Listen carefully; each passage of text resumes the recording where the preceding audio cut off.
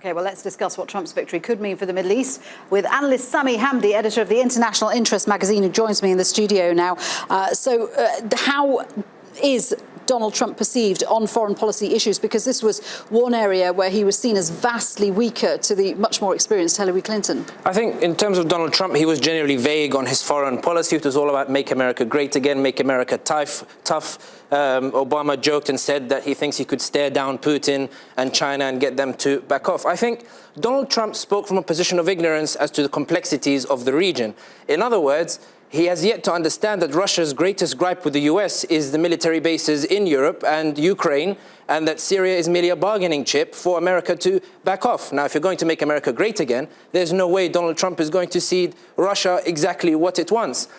In terms of Iraq, the complexities of fighting ISIS, the need to find some way to integrate the liberated areas back with mainstream Iraq under a sectarian Baghdad government.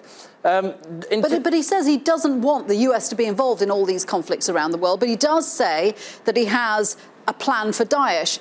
We're just not completely sure what that plan is. The problem is when these presidents, they come with their new plan. I mean, let's look at Obama when he first came. He went to Cairo, he gave this amazing speech about how it would be a new chapter, opening of a new page and the like.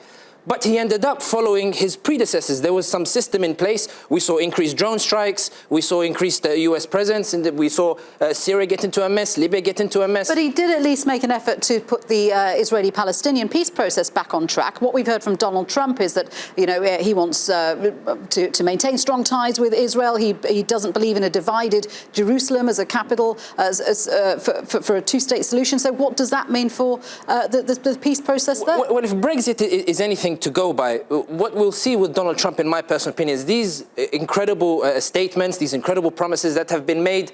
The reality of ruling a state like the United States of America is going to make Donald Trump quickly backtrack on many of these particular promises. If you're talking about the Israel-Palestine, about trying to solve the solution, you don't want to divide Jerusalem. Many presidents have tried to find a solution. None of them have been able to find one. The problem is in itself is very complex. Donald Trump, his ability to oversimplify issues has been key in his victory, but it may also be the nail in the coffin for his time in power when he realizes that he can't solve the Palestine-Israel issue, that he can't solve Syria, that he can't solve... But to be fair, I mean, that region has defeated many more intelligent people than Donald Trump. What about things that have been achieved, like the Iran nuclear deal? Is there a danger that Donald Trump might try and wind that back?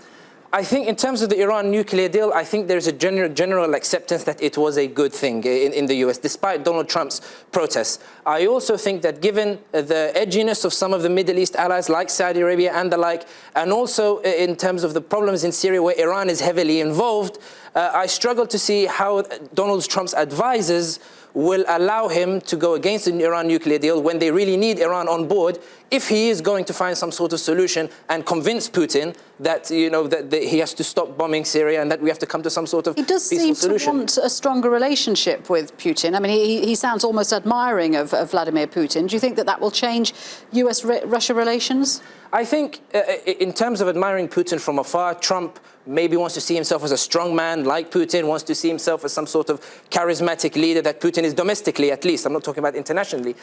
But I think the realities of the issues that need to be solved in the region, and the fact that Russia sees it as a fight for its existence in Syria and the like. I think when Donald Trump sits at the negotiating table and Putin puts in front of him what he put in front of Obama and says, this is what I want, I struggle to see how any warm relations between him and Putin is going to get Donald Trump to back down and to give Putin what he wants.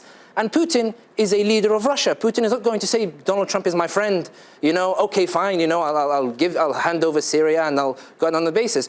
Putin is a leader looking after his own interests. Donald Trump is going to be put in a position where this warm ties and friendship doesn't matter. And that was the most difficult test for Obama. When Donald Trump sits, it's not about, this is huge and this is big and we're going to make America great again and we can make Russia great. Putin wants to know, are you going to withdraw your military bases? Are you going to give me Ukraine? Are you going to ensure that any government in Syria is not going to be engaged in my interests? It's clearly not going to be an easy relationship. Sami, thank you very much indeed for that. Sami Hamdi there.